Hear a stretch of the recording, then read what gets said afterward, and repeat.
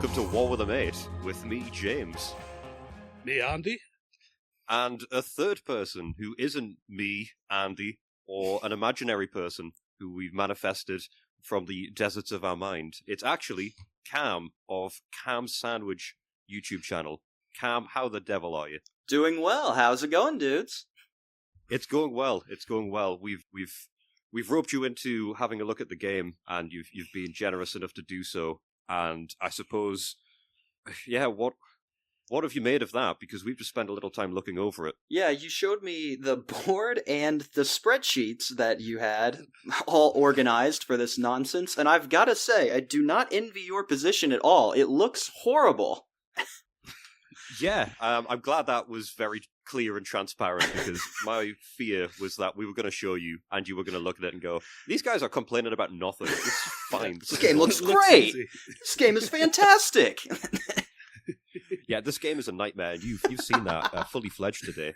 And to be fair, I was tempted to add additional pieces on the board to make it look worse. I was thinking of embellishing it and just making up lies, but I thought, you know what, we'll go with the raw product. And turns out, yes, it is bad. I think the vast empty space at the bottom of the board was just as scary, just due to the whole terror of what that could mean. Well, that's it. It's very much down to what we choose to do with it. We could do whatever we want with that. We can move all of our planes down there, all of our food. It would be counterproductive, but we're allowed to. Sky's the limit. It's our game. Yeah, we bought it. It's ours to play with. We can do what we want. So we first came across your stuff, Cam, when we decided to do this. So we became aware of the game. We immediately looked up some information about the game, and the first thing we came across was your video that you did about the campaign for North Africa, which was a really good and succinct summary of how awful it was. And for some reason, we thought we took that the wrong way. Let's do it. So, I guess how did you come across the campaign for North Africa? Do you remember when you first heard about it? Yeah, I was just looking up stuff because at that point during the channel, it was a hodgepodge of whatever I found interesting at the moment. I'd just draw a few pictures and throw it up on there because nobody was watching.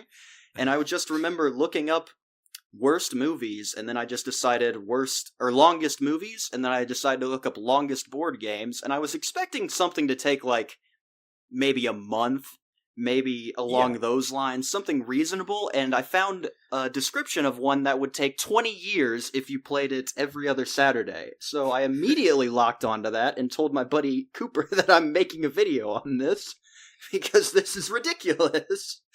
I mean, it's a ridiculous game, and the fact that, we heard about the length of it, and we thought, yeah, let's play it. At least you did the sensible thing, and essentially you try to warn people off it. You try to give a stark warning because that video, it's very transparent that the game's bad, and that it takes forever to play. Yes. You weren't careful about it. You weren't hiding it. You were very clear in what you said. But me and Andy found that. We just thought, yeah, that's a great idea. It was very clear, but I'm very glad that you took that message away from it, that yes, we need to play this. We did. You know what? I mean, I hate to put this on you, but if anything, it's sort of your fault that we're playing it if you think about it. So I don't know if you want to sort of, I don't know. This isn't a shakedown, so to speak, but I do feel like you owe us compensation. I will take the full brunt of the blame for this, but I refuse to apologize. Oh, wow, okay, it's brave. It's brave. It's not subtle, but it's brave. You could at least pay for the therapy. This is 100% my fault.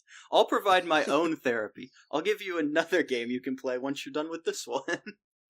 Okay, I wouldn't mind that. As long as it's a nice game. It better not be Rap Rat. I swear to God. Well, you want to play that as well. I do. You know what? I've got a thing where I'll watch Cam's videos, I'll find a terrible board game, and I'll try and get you to play it with me, Andy. That's the way it works. Please, do not play Rap Rat. we played that. It's horrible. It's unwinnable. You can't win. So I guess for added context for anyone who's not aware, although I think most people listening became aware of us through you, Cam. So I imagine everybody here already knows. But the recent sort of intervention we had where people had mentioned you a lot to us is because you were doing the worst board game of all time tournament. And one of the games within that tournament was the campaign for North Africa. Mm-hmm. So a lot of people who were listening were leaving comments and sending us messages saying that we should check you out. We were already aware of you, of course. It was you were the progenitor to this. So we watched that. We got in touch with you. We gave a little bit of background for the campaign because I don't think there's many people out there stupid enough to be playing it. But one of the games that were also in that tournament was a game called Rap Rat. And I suppose, would you like to give a breakdown of that, Cam? Because I was fascinated by this game. Yeah, this is a game from the, I don't remember when, but it is a VHS board game made by an Australian company where you roll a die, one die full of colors, and you try to gather up puzzle pieces for your cheese, and the entire time some demented, ridiculous rapping rodent pops up on your VHS screen and just starts dishing out the most absurd punishments you could ever imagine from a board game. So often that the game is impossible to win under any means at all. You know what? I feel like that rat may have been behind the design of the campaign for North Africa. Maybe it's some sort of shadowy cabal of these evil spirits, and Richard Berg was actually, maybe part of this spiritual cabal, and Rap Rat, I feel like, was maybe the guy in charge, because I've seen the design for the rat, and it's horrible. It's abysmal. He's like this scraggly puppet. It's nightmare fuel. He has been the only board game, anything that I have seen, that has gotten a creepypasta written behind him, where he's just an actual demon. The rat inside of the game is a demon that starts to haunt you if you play the game. It's ridiculous. That also doesn't sound like a creepypasta. That sounds like something I believe is just genuinely true. No, it's definitely real, because right after I finished covering the game, everything started going wrong with the video production process until I moved. Games were getting delayed. You had to move house to get away from the rat. Yes, I had to escape. I like that you did the sensible thing, though, that they don't do in movies, where in the movies they'll just sort of stick around and they'll go, well, that was weird, but it's probably nothing. Or they'll try and get an exorcism, carried out of the house. It's like, no, just move. Yeah, I can't imagine an exorcism is cheap. Yeah, I had to live with that sucker for like a month simply because I was trying to find a new place. That's the only reason I was still there. Otherwise, I'd have been gone. Oh, Andy, we need to get this game. We need to play Rap Rat. I don't want my house to be infested by a ring-style rat. We've already got the board game here. We've got the campaign for North Africa out. And just to reiterate, as per usual, we've got the game out. I've had to sit on the floor so that we can showcase it for Cam. So I'm doing my back end once again. But this time it's a bit different because, Andy, you're recording in your bedroom and I'm recording in your living room. Yeah, I've got a nice desk set up and everything. Yeah, it's quite jarring because I can hear the delay of you speaking in the background whenever we're talking, and it's because we've had to do a different audio setup, and we're not professionals. We know that we've got a time limit this time on the call, because when we had guests on previously in our third episode, we just ran out of time partway through. But we've scheduled this one quite well, and Cam, you can attest to it. We've had a plethora of audio issues on this call so far. It's been just a nightmare. We're falling apart at the seams, is what we're doing. I'd actually be more concerned if we thought everything was working right from the beginning. Yeah, if everything was going swimmingly right from the start, something's wrong.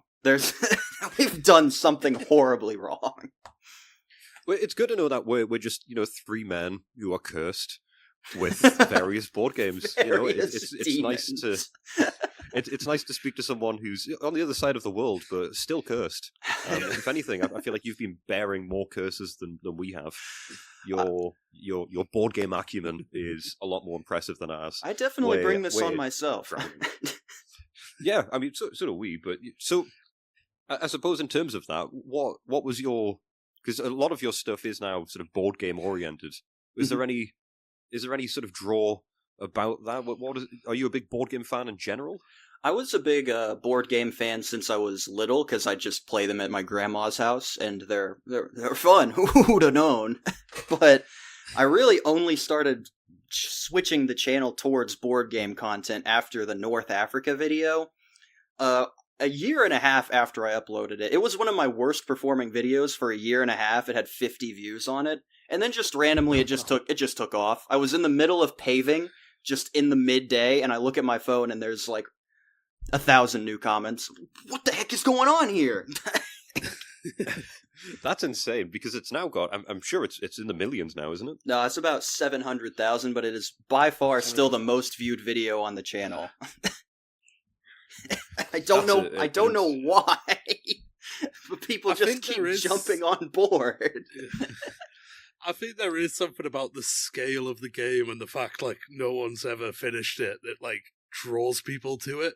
Because in the worst board game thing as well, I saw a lot of comments being like, it's not bad, it's just long. And I think that's incorrect. It's not an art piece. I'm so glad you sent that email when you did, because I had to bring you guys on. Everyone was talking about how beautiful the game is. It's such a majestic art piece. It's barely even like a bad board game. It's more just an art project. And I had to bring you guys in to say, no, that you have to play through this. This is a game that you have to endure. And you provided the perspective that going through this is a nightmare. I mean, yeah, I suppose what I would say to these people who think it's an art piece is probably, how dare you? It's not. It's not artistic. It's not beautiful. It's not graceful. It's clunky. It takes hours to set up. We've had to do a DIY project just so we can actually play it in the physical sense of getting the pieces onto the board and pulling it out. It's not an art piece. You need we were talking about this just before. We need a storage unit to put it in, but I don't think anything could be worse than having to get a bus to some storage unit in the middle of nowhere to play this game. And I feel, you know what, it would grow mold on it as well, is what would happen in a storage unit. That would be bad. We have just thought about that, actually. Mm-hmm. We've got it in the picture frames. Is there any risk of anything like that happening? Mold? Surely not. No. There's I'll keep an eye on it. and do what? I guess if it gets moldy, we can stop. That's fair. You gotta wash it off. You just gotta scrub the mold off and then put it back in there. It does. What do you use to wash the map? It does complete the metaphor if the game is also slowly killing us in real life. That's a good point, yeah. We may as well just line the back of it with asbestos. Which happens first? You two die before the game finishes, or the game withers away? I think this game might grow mold, it might start to rot, but it will outlive us. There's no way that we can't outlive this game. This game's immortal. It's eternal. We're just two men. This thing is an institution. It can't be stopped. It can't even be. I'm not even sure it could be beaten. That's for you guys to find out over the next 40 years. Well, actually, what I might do, because I have actually marked my my sort of heir to play. So Cam, maybe I'll mark you. Maybe I'll draft you instead. If I die, you're going to be cursed with this. I feel like that's only fair. I have to take up the mantle. Yeah, you can move over to the UK. I have to move to the UK. Yeah, you're gonna have to. We can alternate. It's that, or you can commute. I mean, take a boat. There. Or Andy, you can relocate. Yeah, I mean, there's always an option there. If I'm dead, you've got nothing tying you down. I liked the option that you put forward. We'd alternate. So I'd go there the first time, you'd come here the second time. We'd just go back and forth. Yeah. Ship the game. With the game.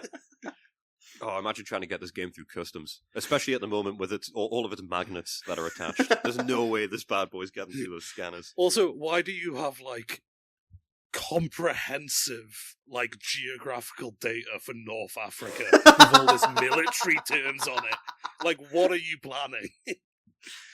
We're planning full-scale war in the most granular, detailed sense possible. We're going to have to develop... I guess, this does look bad. We're going to have to develop a full smuggling operation just to alternate turns. So, as anyone listening may have guessed, we've not played the game today. This is our time off. This is our leisure time. We've brought the game out. We've looked at it. We've talked about it. And if anything, that's even worse. That's much more arduous than playing the damn thing. Is talking about it and not getting any real progress into it.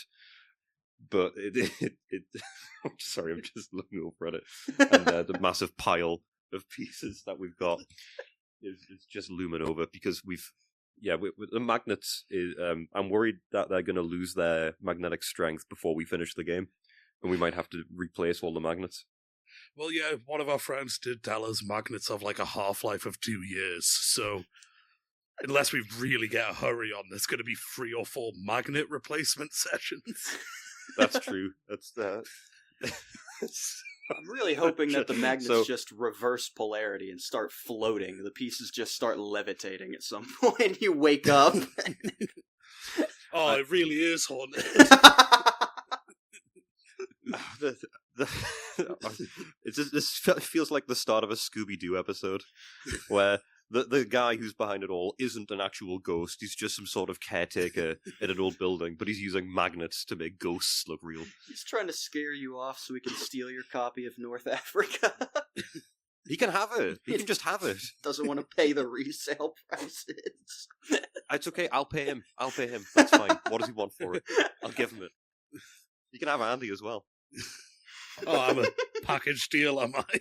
Yeah, well, you need someone to play it with. You can't just have it as a collector's item. Oh god, I'm trapped. I come with the game now. Bound to the game. Well, when we bought it, we were... Am I Rap Rat? You better not be. You better bloody not be Rap Rat. Andy's been the Rap Rat this whole time. You were the one delaying my packages. Hang on, sorry, the rat delayed your packages? Oh yeah, it was a whole ordeal. So, it was...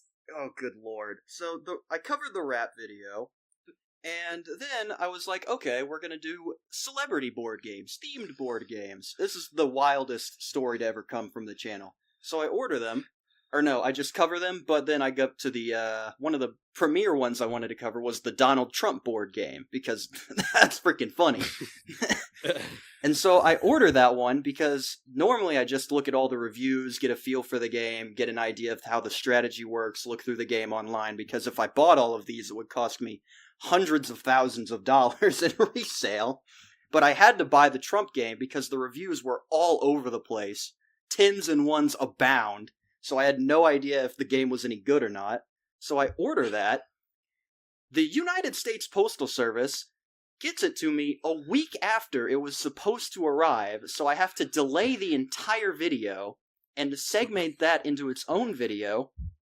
And so, on top of that, the audio for the video broke, so I had to spend an extra day just fixing the audio for the video itself.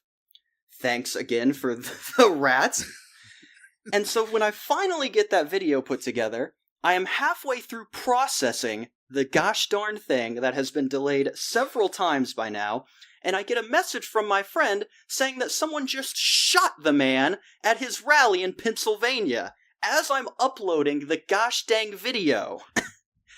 That happened the day that I was uploading it. So I have to make sure he's not dead, but otherwise I've got a real issue on my hands here. Eulogy. And so I'm freaking out. That's ridiculous. So the rat may have been behind the attempted assassination of Donald Trump. Yes, just to screw with me. That's very on brand for the rat. That he would try to kill a presidential candidate just to delay a YouTube video. That sounds very on brand because the rat throws out punishments, as we know, and punishments that are so severe and unfair. That sounds about right. It's unbelievable. It's unbelievable. I've never been... That's the worst I've ever felt at one general point in time. My heart stank. That's such a wild thing to be tied together. It's one of those sort of Kevin Bacon 7 Degrees thing. It's somebody creates a VHS board game of a talking rat, and then in the future, a billionaire presidential candidate is nearly assassinated during a rally. It's crazy how that works. That's a hell of a butterfly effect. Happens every time. I feel so like did the game end up being good? Yeah, actually, the Donald Trump game is actually really good. Surprisingly. that's not what I would have expected. No, I was not expecting that either. So what's the structure of the game? How does the Donald Trump board game work? So what you do is you aim to buy up real estate. It's a real estate type game. So you go around in a circle, and the whole mechanic is when you land on the big draw is that money is added to the properties throughout the game, but they're designed in a way to be banks. So you slide cash in, which has his face on it, of course. All the money is adorned with the Don. And you slide it into the bank, so the amount of money in a property is secret at any point in time.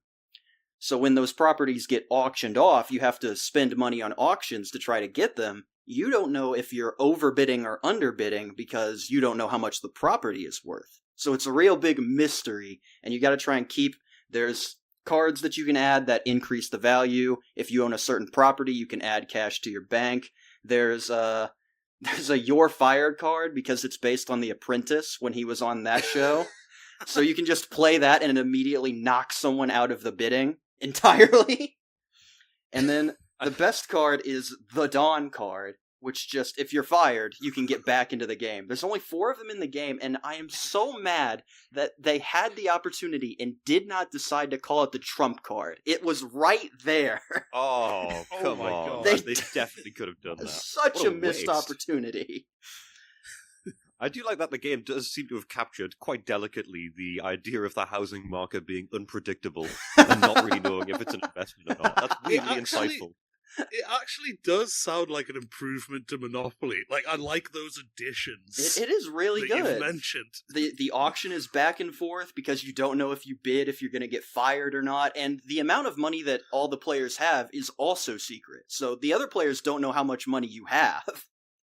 So they could be... You could be bidding them up for crazy, and you might just not be able to keep up. But the fact that it's meant to be based around The Apprentice, but by the sounds of it is also just a real estate purchase game.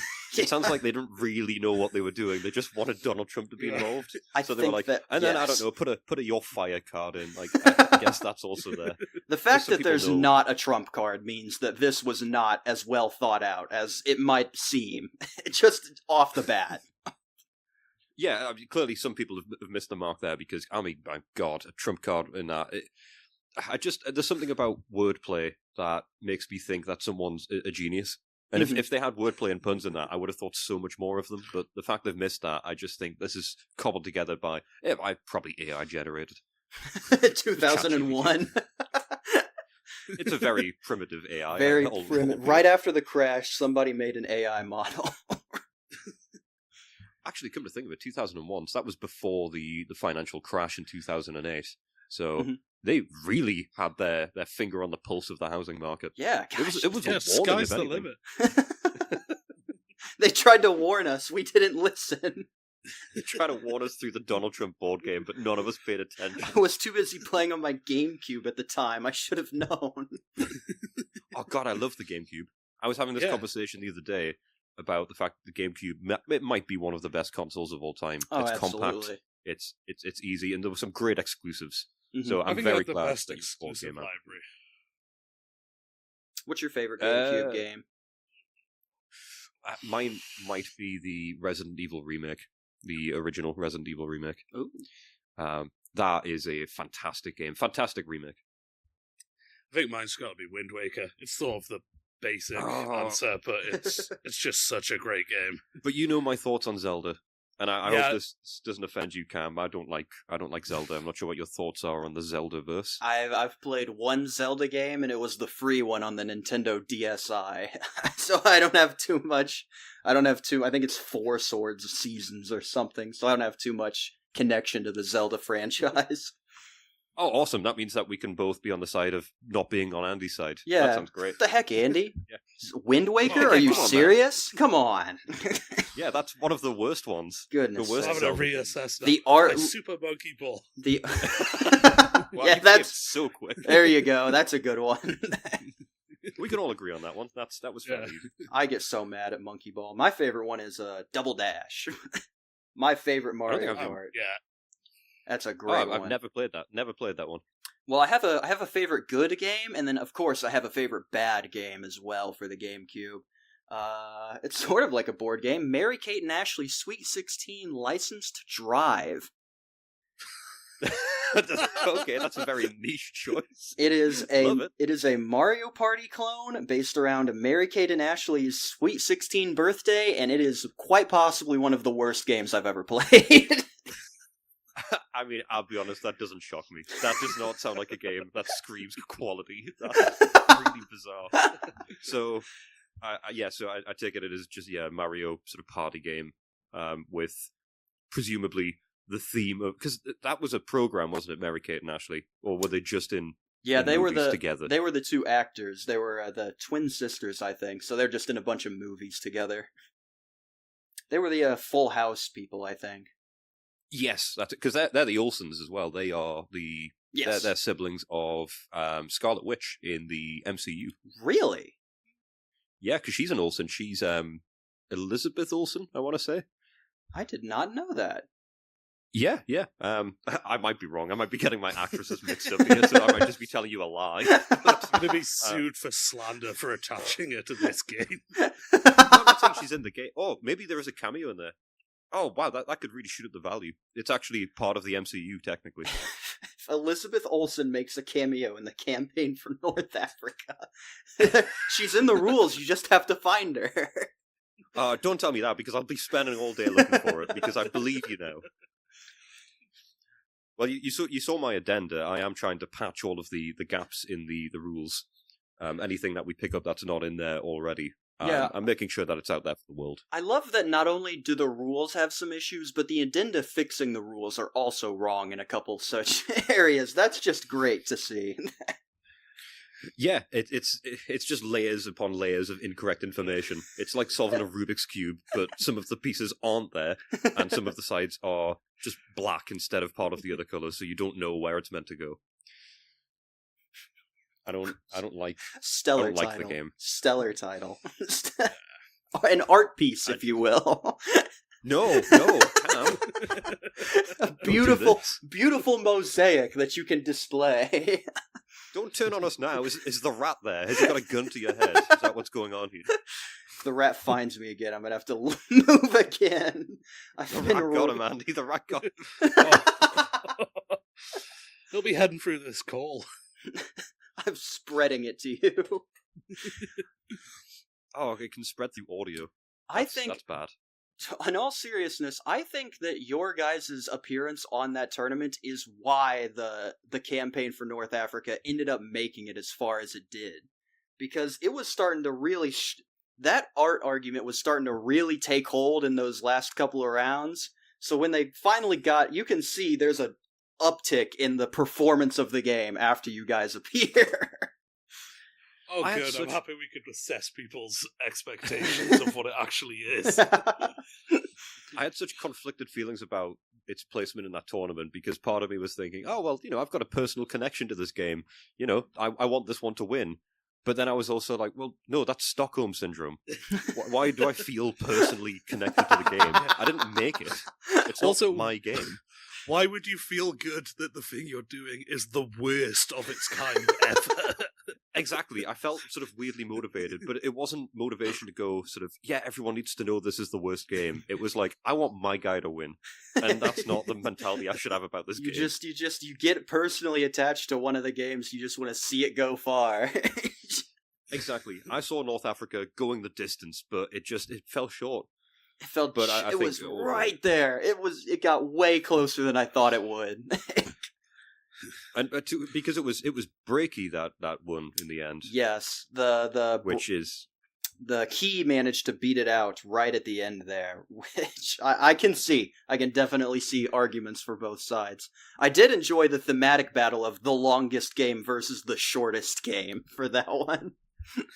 Yeah, I can't think of two games that are further apart in terms of what they're trying to do to the players. Because one of them is essentially, you just get a piece of plastic and, game's over. That's it. Twist the key once, it breaks forever, you're done. You can't play it anymore. What a game. The thing is, you could play that game, I think, maybe maybe 14, 15 times, just in the time it takes to set up the campaign for North Africa. It's insane. Just putting it out on the table. It's just ridiculous. Personally, You oh would my need- God. Sorry. I'm going to have to give the context for this. So we were playing Dungeons and Dragons just before this. We've taken a bit of a break in between Dungeons and Dragons to record this bit with you, Cam. Mhm. And so our other friend is here as well. And he's just sat silently on the sofa watching videos. just had to and doing- listen to all this happen. Yeah, so he's just because after this we're going to resume some Dungeons and Dragons. But I've just looked over and I know for a fact he's watching Jurassic Park, which is which is a staple of what our friend does in a lot of situations, whether it's parties or days out. He'll just occasionally start watching Jurassic Park, and I know for a fact he's watching it now. So yeah, that just tickled me. You can definitely pick a worse option for sure. That's a good one to Yeah. pick. And yeah, we don't always have him here silently listening while we record, by the way. Although that's a fun theory to get people working off that. There's always a silent third person. Mystery also- listener. Yeah, the Who's mystery watching individual. Jurassic Park? Yeah. Yeah, the mystery individual watching. It could be any Jurassic Park as well. That's the fun thing. It could be any of them. Oh yeah, which one is? I think it's Jurassic World 2 is what he's tuning into. That's Ooh, part of the Fallen series. Kingdom. Yeah, Fallen Kingdom, the one with the auction. I've not actually seen any of the Jurassic Worlds. I've only seen Jurassic Parks. Chris Pratt is in them, and I like him. So that's about the extent of entertainment that I can get from there. The first one That has was not a very enthusiastic endorsement. Now- you really felt like you phoned that one in there, The Cam. first I'm one not has sure a you really- really big sea dinosaur that's really cool, and that I can give that's a really cool part, and that's about it. I mean, what you've done there is you've sold me on going to the actual park as a location, but when it comes to watching the film, I'm not quite there yet. No, you definitely So- want to go to the park to see the big water dinosaur. That's pretty much what you'd want to do with Jurassic World. What I would do is I would go to the park as soon as it opens. I would pay the premium prices to get there as soon as it opens, because things tend to go bad quite far into the park in the movies. So I think if I go there on opening day, I'll probably be fine. That's my thought process behind it. So Yeah, but if it's on a holiday, don't go on a holiday. I think that's what happened in the first one. They were over capacity. oh right, actually, that's made me reassess that. Maybe I won't go on opening day. I'll go I'll go during sort of off-peak hours. You're sort of looking like a Thursday afternoon. I'll go then. Yeah, because then there's not a lot of people, so a disaster at that point wouldn't make any sense at all. There's nobody to chomp Yeah, on. it wouldn't be cinematic. Yeah. Yeah, and as we know, disasters only happen at the worst time possible. Yeah. So it means that we're fine. Disasters they're like a bloodhound. They can smell it. They know Yeah. when there's a lot of people around. As Right long- for the taking. As long as you go during an off day, you're fine. Go see some dinos, Oh, well. have some popcorn. I'll look at a season pass in that case. I'll just buy a sort of one-off ticket. Yeah. I feel like the season pass would be wasted. We have to close Cut to down an less than a evil. year in. I don't know. I'm not sure if close down is the correct term when the dinosaurs get out and kill everyone. If anything, it's very much still going. It's just their place now. The dinosaurs kind of own it. You have to pay the dinosaurs. They're manning the ticket booth.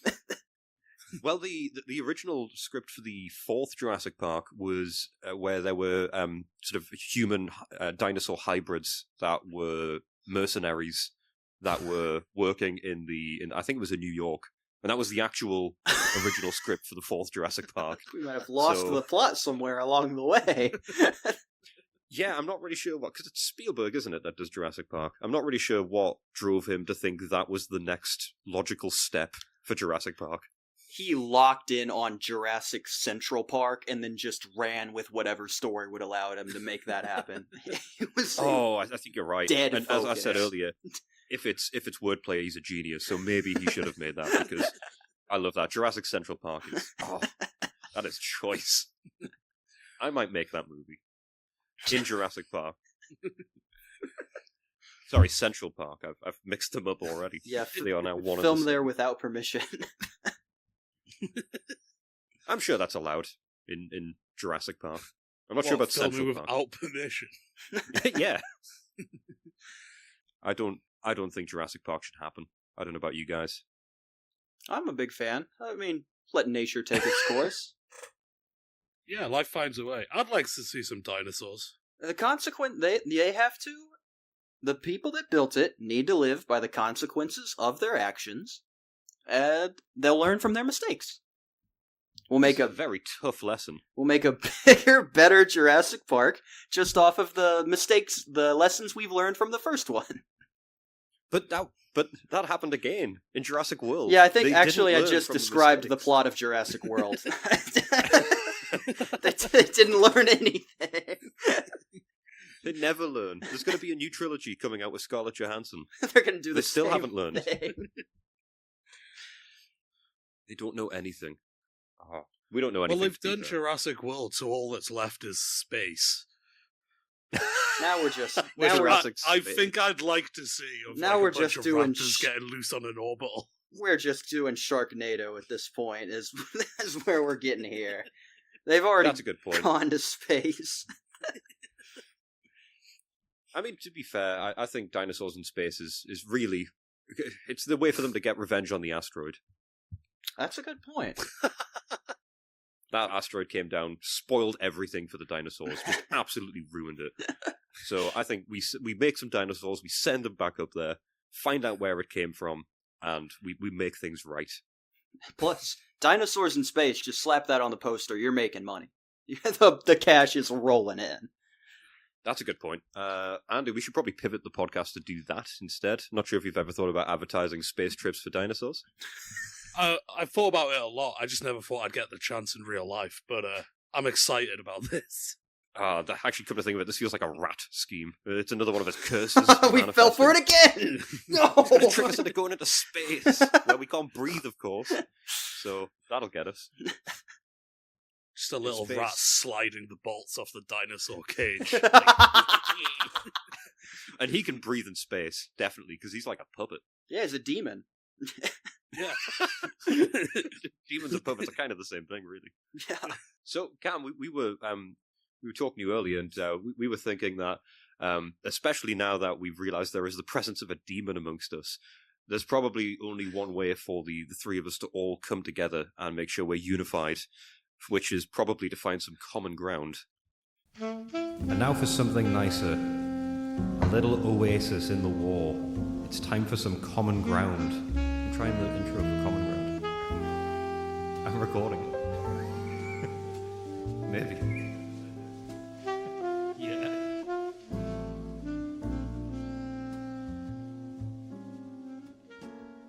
Of course. Okay, I'm excited for this. I believe so. So, Cam, I'm not sure. You said that you have a bit of an idea for a common ground segment. Is that the case? Mm-hmm. I have something that I very strongly believe in that I believe we could probably find some common ground on. Yeah. All right. Yep. Okay. Let's hear it then. Let's hear your common ground. I think we need to just get rid of roundabouts altogether. Ooh, okay, I like this. Just as a concept. Traffic oriented. Mm-hmm. I cannot stand them. What's your motivation? Roundabouts are just very pretentious in the way that they just guide the traffic around. You don't ever have to stop. Just slow down a little bit and get in the big old circle and drive around for a little bit and then just move. It's just a little too upper crust of me when we could just be stopping at a nice stoplight and letting people go here and there. Well, one thing that does give a bit of credence to this is the fact that when people describe things as doing something in a roundabout way, it's never positive. No. It's always, someone's done something in a very convoluted manner. Yeah, they've went the roundabout way. You gotta fart around in circles for a while. You just screw off for a good minute or two, and then just eventually you'll get around to going back to normal traffic. It just doesn't work. So you're replacing them all with four-way stops? No. So it's going to be... I've got an excellent idea here. So we're going to replace the roundabout with a square design, a squareabout, and at each corner there's a stop sign. So this way, you get to that nice stop where you get to wave to the driver on, say, you go ahead, and you get that human connection, but at the same time, you don't have the electricity cost of the four-way stop light, which is currently doing a real big number on our energy levels. God, you know what? I'm actually struggling to find something sarcastic to say about that. That just sounds like a genuinely good idea. I suppose the only thing I can think of is maybe more road traffic accidents, because the fact it's square, you have to stop at the stop sign every time, and it's all based on human decency for the next person to move on. I could see that leading to some road rage. Oh, absolutely. But this way you get that rage out of you before you get to like your destination or your work or anything. So when you arrive, you're all of the negative energy is put out, and you can have a nice conversation with your boss or something. It'll be great. Oh, see, I always thought road rage was contained entirely to the car, and that when you leave, it just sort of dissipates and no longer exists. But so it just drive, becomes by any rage. chance, Cam? What was that? Do you drive? Yeah, I drive quite a bit, actually. I like to go between where I am now and back to my home, which is a 12-hour drive. So I make that trip every other month-ish. But otherwise, I drive everywhere. So when you have road rage, do you let out road rage when you arrive at the destination? So mainly what I do is I let it bottle up inside of me just for over a period of time. And then eventually it reaches a boiling point where I just start punching the center console for a little bit, and then it's all gone. That's incredibly unhealthy. That's for both, I guess, your hands, your center console. I guess maybe people around you. This sounds like you really do need this roundabout thing. It's effective, though. I guess I have to rely on this until we get these squareabouts put in, and then it's all good to go. You hear that, roundabout manufacturers? This is an active threat. There is a man coming for you. He is angry. I'm sick of your circles. You've had it too good for too long. We're getting a nice square design out there. I also like that it was pitched as roundabouts are too fancy and like up themselves. Well, yeah. So this is a workers' revolution for the squareabout. Well, yeah, because they have no corners. What kind of self-respecting roadway doesn't have a corner? All right. Look, I've worked in the asphalt industry. Paving circles is horrible. It's awful. Because that sucker is square. So if I can just cut it off at a nice square angle, it's going to make everything better for everyone else. God, wow, yeah, this sounds like you've actually got a lot of expertise in this area. You know what you're talking about. You know how it makes you angry. You know how to fix it. Mm-hmm. Honestly, I think your talents are being wasted by talking to us about a board game that realistically we hate playing, when you could be out there righting the wrongs or right-angling the wrongs, if you allow me to put in that pun, which makes me a genius, and fixing roundabouts. That's clearly your calling. I'm going to get this stuff put in. We're have a nice square day, and all it's going to do is cause the amount of auto deaths to skyrocket. But that's the sacrifice that I'm willing to make. Yeah, I mean, death's fine. Death happens, and it just sort of peters out eventually. It doesn't come with you when you die. When the rat gets you, death doesn't follow you. And it's certainly not the most destructive of our common ground ideas. So death toll-wise, you're fine. That's a good point. I did very much like the one where we're just playing an active prank on the rest of history through confusing a large quantity of confusing stone monuments. Yeah, that is a particularly cruel move to just curse future generations. Yeah. That seems unnecessary. But this one's productive. My plan, we all feel the brunt immediately. You're just putting off the problem until later. Yeah, until it's not my problem. I think that's probably this is perhaps the most productive and easy to agree with common ground that we've ever had. So that was. Oh, I feel refreshed. I think the sad thing is, of course, people are going to listen to this and then find that all three of us have been killed in some sort of paranormal incident with the rat. So this is really our last hurrah. Oh, fuck. He is going to kill us at Roundabouts. I forgot. He's the major shareholder of Big Roundabout. I was so done for. It's like well, whenever when he sees you going round that board, that's what gets him going. That's what gets him off. Can't enjoy it. he does. He's sick. He's a demon. He's sick. I've seen the way that he moves in that gosh dang video cassette tape. He's enjoying every second of torment that he's putting you through. That is a monster. A horrible little perverted puppet. I just gave him a quick search, and on the villain wiki, which is where he resides,